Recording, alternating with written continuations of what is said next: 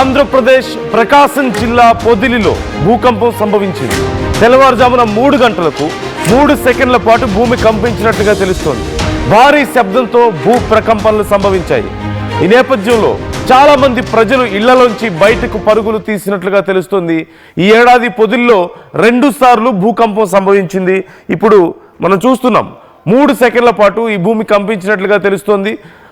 తెల్లవారుజామున 3 గంటల సమయంలో ఒక్కసారిగా ఏదో ఒక కుదుపులాగా రావడంతో ప్రజలందరూ చాలామంది భయభ్రాంతులకు గురైనట్లుగా తెలుస్తుంది.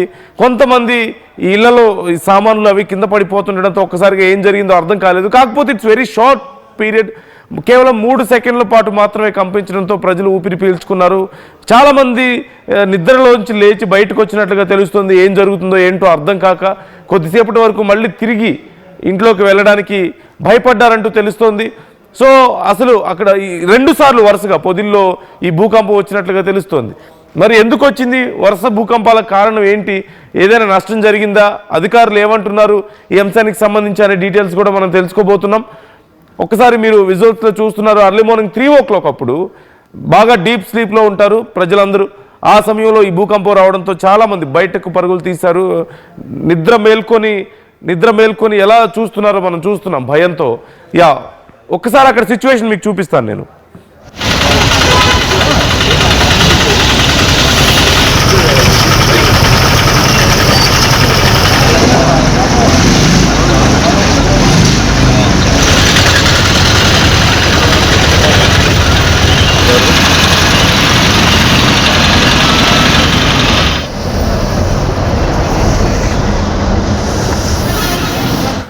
డీటెయిల్స్ తెలుసుకుందాం. మా ప్రతినిధి శ్రీనివాస్ మనతో సిద్ధంగా ఉన్నారు. శ్రీనివాస్, అర్లీ మార్నింగ్ 3 o'clock వచ్చినట్లుగా తెలుస్తోంది భూకంపం. ఏంటి పరిస్థితి ఏంటి? అసలు వరుసగా 2 సార్లు ఇప్పటికి భూకంపం వచ్చినట్లుగా తెలుస్తోంది పొదిల్లో.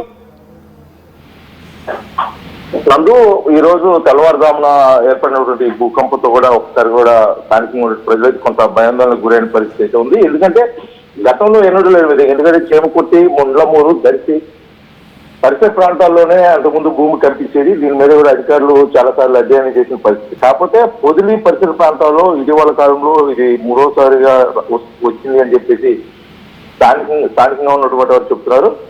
కాకపోతే దీని మీద అధికారికంగా ఎటువంటి ప్రయత్నం కానీ వెలువడలేదు. కాబట్టి ఇది వచ్చిన పరిస్థితిలో ఒక 2-3 సెకండ్ల పాటు భూమి కంపించింది. ఆ టైంలో మేము బయట ఉన్నామని చెప్పేసి కొంతమంది ఎర్లీ అవర్స్ వచ్చేటటువంటి కూలీలు అయితే, అంటే లోడ్ ని అన్లోడ్ చేసేటువంటి కూలీలు అయితే చెప్పిన పరిస్థితి. దాన్ని బట్టి చూసినట్టయితే ఇది అంటే భూకంపమా లేకపోతే ఏదన్నా ఆ దగ్గరలో ఏదైనా బ్లాస్టింగ్ జరిగితే వచ్చిందా లేకపోతే అనేది కోణంలో అయితే అధికారులు విచారణ చేయాల్సిన పరిస్థితి అయితే ఉంది. ఎందుకంటే నందు గతంలో ఈ చుట్టుపక్కల పరిసర ప్రాంతాల్లో 25 కిలోమీటర్ల డిస్టెన్స్ లో చేమకుర్తి గెలాక్సీ క్వారీలు ఉన్నాయి. అక్కడ నైట్ టైం అయితే పెద్ద బ్లాస్టింగ్ జరుగుతుంది. డే టైంలో పెద్ద బ్లాస్టింగ్ జరగబోతుంది. నైట్ టైంలో ఆ బ్లాస్టింగ్ చేసి డే టైంలో ఆ రాయిని కోసే పనులు అయితే వాళ్ళు ఉంటారు. అటువంటి టైంలో పెద్ద బ్లాస్టింగ్ జరిగినప్పుడు చుట్టుపక్కల ప్రాంతాలు కొంత ఎఫెక్టెడ్ అయ్యి కొంత వైబ్రేషన్స్ వచ్చి భూకంపం వచ్చిందన్న ఒక ఫీలింగ్ అయితే కలిగే పరిస్థితి ఉంది.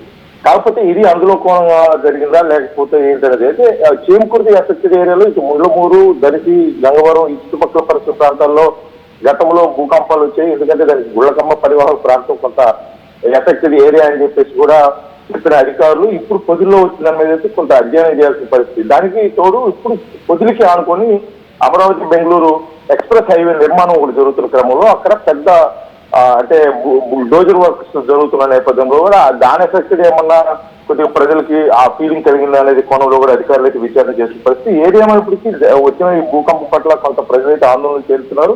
ఎందుకంటే గతంలో ఎన్నడూ లేని విధంగా ఒకే సంవత్సరంలో 3 సార్లు భూకంపం వచ్చింది. అది అధికారికంగా కూడా ఈ మోతాదులో వచ్చిందని చెప్పేసి అధికారులు కూడా చెప్పకపోవటం, అంటే అక్కడ ఏమన్నా భూమి పొరలు ఏదైనా చేంజెస్ సంభవిస్తున్నాయన్న కోణంలో ప్రజలైతే కొంత ఆందోళన చెందుతున్నారు. ఎందుకంటే గతంలో ఎప్పుడు ఆ చుట్టుపక్కల పరిసర ప్రాంతాల్లో ఎక్కడా లేదు.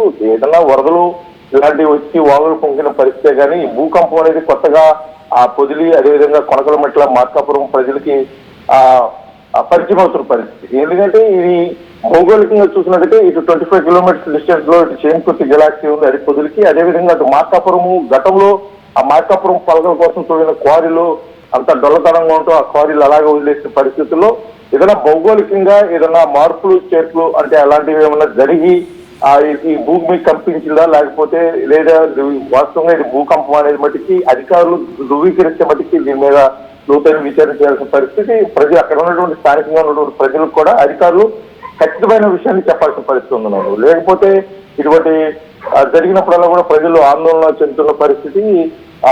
వారైతే ఆ మిడ్ నైట్ వస్తున్న ఈ భూకంపాల వల్ల కూడా వాళ్ళు ప్రజలైతే చాలా భయాందోళనకు గురవుతున్నారు. దీని పట్ల ప్రజలైతే కొంత అప్రమత్తం ఉండాలని చెప్పేసి అధికారులు చెప్తున్నప్పుడు జరిగిన సంఘటన మీద కూడా విచారణ చేసి తదుపరి నివేదిక ఇస్తే బెటర్ గా ఉంటుందని చెప్పేసి ప్రజలు కూడా అనుకుంటున్నారు. కాకపోతే ఇక్కడ జరిగిన సంఘటన వాస్తవానికి ఇది భూకంపమో కాదనేటికి తేలాల్సిన పరిస్థితి అయితే ఉంది. Right. Thank you Srinivas, thanks for the details. అయితే ఇక్కడ మరొక కొత్త డౌట్ వస్తుంది, అసలు ఇది భూకంపమా లేకపోతే దగ్గరలో ఉన్నటువంటి క్వారీస్ వల్ల అక్కడేమైనా వచ్చినటువంటి చిన్న చిన్న సమస్యల వల్ల ఇది జరిగిందా అనే అభిప్రాయాలు కూడా ఇక్కడ వ్యక్తం అవుతున్నాయి. సో దీనికి సంబంధించి అధికారులు క్లారిటీ ఇవ్వాల్సి ఉంది. అయితే లాస్ట్ 1 yearలో 3 times అక్కడ భూమి కంపించినట్లుగా తెలుస్తుంది. ఖచ్చితంగా ఇది ఒక డేంజర్ కండిషన్ అనే చెప్పాలి. కారణం ఏదైనప్పటికీ ఆ మైనింగ్ లేదంటే క్వారీస్ వల్ల ఏదైనా జరిగినా లేదంటే నిజంగా భూమి కంపించినా ఇలాంటి సమస్యలు రావడం మాత్రం ఖచ్చితంగా ఫ్రీక్వెంట్గా జరగడం మాత్రం ఒక పెద్ద ప్రాబ్లంగానే చూడాలి. అనుకోని ఏదైనా నష్టం జరిగితే తర్వాత ఏముంటుంది, ఎన్ని అనుకున్నా ఏముండదు. ఖచ్చితంగా ఈ విషయంలో అధికారులు వీలైనంత త్వరగా ఒక నివేదిక ఇవ్వాలి, విచారణ చేయాలి. అక్కడ ఎందుకు భూమి కంపిస్తుంది, ఒకవేళ మరొకసారి ఇలాంటిది వస్తే ఎంతవరకు రావచ్చు, దీని తీవ్రత ఎంతవరకు ఉండొచ్చు, ఎంత నష్టం ఉండే అవకాశం ఉంది. ఇలాంటి విషయాల్లో కొంచెం అధికారులు ముందుగానే జాగ్రత్తగా ఉండి ప్రజలకు సైతం చెప్పాల్సిన అవసరం ఉంది. ప్రజలకి ఈ విషయంలో కొన్ని డౌట్స్ వస్తున్నాయి, చెప్పాల్సిన అవసరం అయితే ఈ విషయంలో ఉంది. సో మీ అభిప్రాయం ఏంటి, మీరేమనుకుంటున్నారు? ఆ ప్రాంతం వరకే సహజంగా మరొక ముఖ్యమైన విషయం, భూమి ఒకవేళ కంపిస్తే ఆ కొద్దిపాటి ప్రాంతంలో జరిగే అవకాశం ఉండదు. అంటే భూ ప్రకంపనలు అనేవి చాలా పెద్ద ఎత్తున వస్తాయి. మనందరికీ తెలిసిందే టెక్టానిక్ ప్లేట్స్ మూమెంట్ వల్ల ఒకదానికి ఒకటి రాపిడి వల్ల ఆ మూమెంట్స్ వల్ల ఈ భూకంపాలు వస్తూ ఉంటాయి. అలాంటిది టెక్టానిక్ ప్లేట్స్ కేవలం ఏదో ఒక ఊరికో లేదంటే ఒక చిన్న ప్రాంతానికి మాత్రమే పరిమితం అయ్యేంత అక్కడ ఆ ప్రకంపనలు వచ్చే అవకాశం ఉండదు, కొంచెం పెద్ద ఎత్తున వస్తాయి. కానీ ఇప్పుడు ఆ ప్రాంతానికి ఎక్కువగా వస్తున్నాయంటే ఇంకేదైనా కారణం ఉందా అనే అనుమానాలు ఇక్కడ బలపడుతున్నాయి. సో అధికారులు వీలైనంత త్వరగా ఈ విషయంలో ఒక క్లారిటీ ఇవ్వాల్సిన అవసరం ఉంది.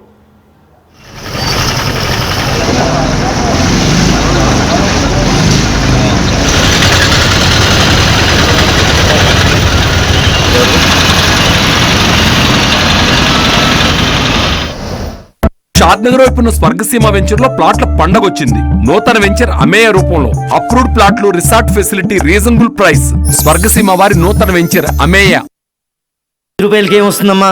5 రూపాయలకి ఏమొస్తుందా?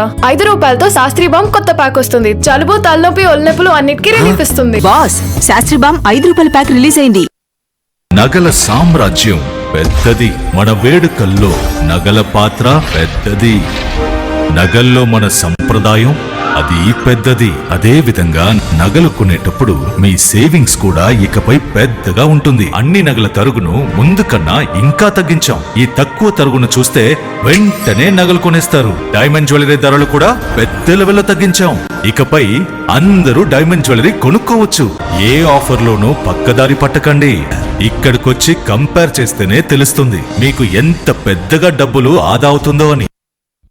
తరుగు కన్నా ఎక్కువ ఇస్తే మీరు కష్టపడి సంపాదించిన డబ్బు వృధా చేసినట్టే.